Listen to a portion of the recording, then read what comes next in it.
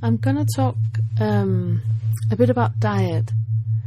And the first thing I want to talk about is that there are 3 diet myths that I really would like to talk to you about, because some of the diet myths that is out there are so ingrown in us that we completely believe them without even thinking about it, without even seeing the logic in it.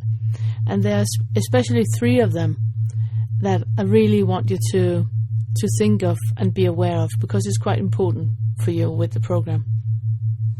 The first one is that it's never about calories. It's never about calories. It's always about insulin. The second one is that it's never about eating a low-fat diet. It's always about the quality of fat you eat. And the third one is that it's never about you having a weak character, you having no spine or no backbone. It's always about feeling the body and connecting to your body. So talking about the 3 diet myths and getting the understanding of facts and of logic, it's quite important for you to get a feeling of success when we talk about the diet, because your food and your diet is your medicine. You can eat yourself healthy and strong, and you can eat yourself sick and weak. For the majority of what you choose to eat every day is directly connected with your habits. We have so many studies showing that the reason why we prefer mommy's food is that we have a coding in our body that is telling us when we reach adulthood and start to do our own diet, then we're going to do exactly what we have been taught to do. So we choose to eat what we have been taught to eat. And that's why you're growing up and having the same hormonal picture as your family that gives you a need and a desire to eat quite specifically things, which is actually very clever if you see it from the nature's point of view, because it's the same principle that is in everything about survival of the species. We do as we have been taught to do, so we're sure to survive as a species. And our biochemistry is then correcting itself and giving us specific needs that makes us do what we have been taught to do. The only problem is that nature never took into account all the stress and the preservatives and the burger joints and the fast food restaurants and the takeaways and the tons of candy and soda pops that we're going to digest throughout our lives. So what you can do next time you go out shopping is, if you take a look in the trolleys, then you're going to see what I mean. Because everything that is in the trolleys, it's a code for children's brains. What is in the trolley is making absolutely sure that the children, when they grow up, are going to pick and choose exactly what that trolley is containing. When they go out and do grocery shopping, when they grow up, they are going to pick the same type of food, because it's a part of our coding. What I think is quite disturbing is that we're completely delusional. We are closing our eyes when we make ourselves believe that the world leaders of the future can grow strong and intelligent and resistant on fast food and soda pops. The majority of what you eat is therefore a mixture of what your parents have taught you is a healthy diet, and also a part of what your hormonal picture has adapted itself and adapted its needs into be. Because if you think of it, there's not really any logical connection to what you have been taught. On one hand, you're striving towards eating a varied diet, and on the other hand, you're arguing that oatmeal for breakfast every morning for 10 years is a very healthy choice. On one hand, you are completely all right with oatmeal for breakfast for 10 years, and on the other hand, if you were to serve oatmeal for dinner for the next 10 years, then you would see it as borderline neglect of your children. And on one hand, a lunch that is made of meat sauce and some pieces of bread with tomato is deemed as a healthy. But if you have a pizza, which is made actually of bread, tomato and meat sauce, if you have a pizza for lunch every day, then it would be regarded as unhealthy. So it all comes down to assumptions and habits more than it actually comes down to logic and free choice. A lot of people, and maybe you also, have tried some kind of diet at a given point in your life because you had some wishes that you wanted to obtain, like some goals you had, so therefore you changed the diet. All diets are based on what you are not allowed to eat and what you are allowed to eat. And the problem with that access to a diet is that not everybody reacts in the same way towards any given diet. So all diets are made up for a large group of people as a group. It's very rare that a diet has any regards towards the individual physiology and biochemistry and symptoms and disease and social group or habits or everyday life. And that's why that some diets are great and work amazingly in some groups and are really, really bad and works horribly in other groups. So you basically need to be very lucky if you have found a diet that works for you in all areas of your life. And the problem is that even though you might find a diet, you're going to realize that it's not going to work all year. The reason is that you are in a constant change. Your change in your body is connected to weather and emotion and sleep and stress and hormonal cycle and lots of different things. You can see it as this, that if you have any symptoms that is repeating every day, any disease, or you have any physical or emotional reactions that are not intrinsic, not given to you by birth, then I can tell you by now that you're eating a diet that is not suited for you. It's a scientifically fact that your diet affects your body in both a positive and a negative direction. How you are affected is completely down to how sensitive your digestion and nervous system are. When we start to talk about the diet, and we're talking about the Damore diet, I want you to keep in mind that I'm not the expert here. I'm not telling you what a good diet would be for you, because I have no idea about that. But you do.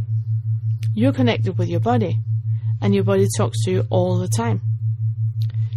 Every time your body is giving you a symptom or a reaction or a disease, that is your body communicating to you.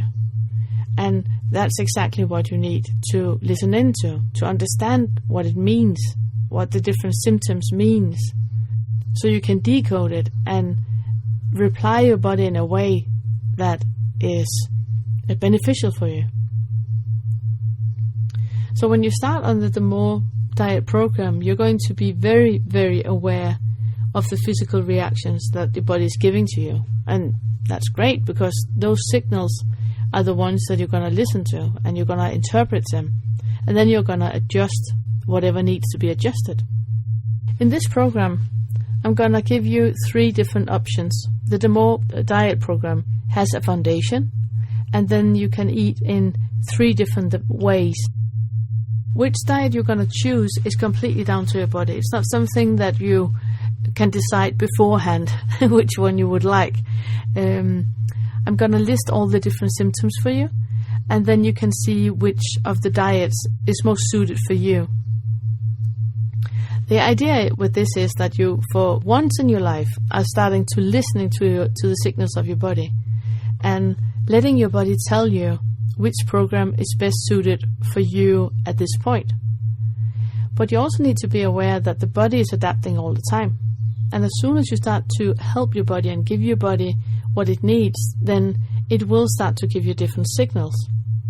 That also means that you might start out to eat one of the 3 programs, and then you need to adjust it during the course, because whatever need you have in the beginning is not the needs you're going to continue to have. So be prepared that it might be that you one day are eating after one program and the other day you're eating after another program. You can also mix all the different recipes, and you can eat from all different programs in one day if you want to. You're the one who's the expert here, and you're the one who knows what is best for you. Another thing that I want you to be aware of is that just because in a recipe it says it has a specific amount, for example, if you make an omelette and you make it with 3 or 4 eggs, just because you have made an omelette with 3 and 4 eggs doesn't mean that you need to eat all of it. Never force your body. You start eating, and as soon as you can feel that now you have had enough, before you're completely full, you stop eating, and then just save whatever is left on the plate for later. Never force yourself. As soon as you start to listen to your body and listen to the different signals it's giving you, it will reward you. And that means that the more you're listening and adapting your habits towards what your body is asking you, the more it's going to reward you. The more connected are you going to be with your body. And also remember, this is your responsibility. I love the word responsibility because it's about the ability to respond. So when you're sitting and eating and you feel that I have actually had enough now, then the ability to respond is to stop eating. So listen to your body. Your body is giving you so much advice, and whatever advice your body is giving you is so much better than any advice I could ever give you, or anyone else for that matter. If you're full, you just wrap your food up and take it with you and eat it when you're hungry later. And it might be that you're hungry after 5 minutes, and if you are, then you just take it out after 5 minutes. So whether you're choosing one program or the other, it's completely down to what kind of symptoms and body reactions you have. If you have been eating as a vegetarian or vegan or raw after a while, and you during the course is going to see that you've got lots of different symptoms, that is actually indicating that you are lacking something, that you're lacking amino acids, and you will be throughout the course be realizing if that's the case. I just want to address you if you are a vegetarian or vegan or raw, and I just want to talk a bit about the ideology. I have been a vegetarian for 25 years, and I have lived on organic eggs and fish or poultry, but only in periods where I felt that I really needed it. I also tried to have periods where I was 100% raw. I was what you would deem as an ideologic vegetarian, and because I thought, and I still think, that if only one person is taking care of the planet, then it will have the ripple effect for the rest of the world. That we in the Western world are living with an over expenditure, and the rest of the world are hungry. It doesn't connect at all. So I meant, and I still mean, that if all of us were vegetarians or vegans or raw, all the resources could be shared more equally, and there would be food enough for everybody, which is the case. But personally, I found out after 25 years that I was lacking amino acids, so you wouldn't believe. And over the years of being a vegetarian, it has given me so many different symptoms. Everything from anxiety to eating disorders and, yeah, you name it.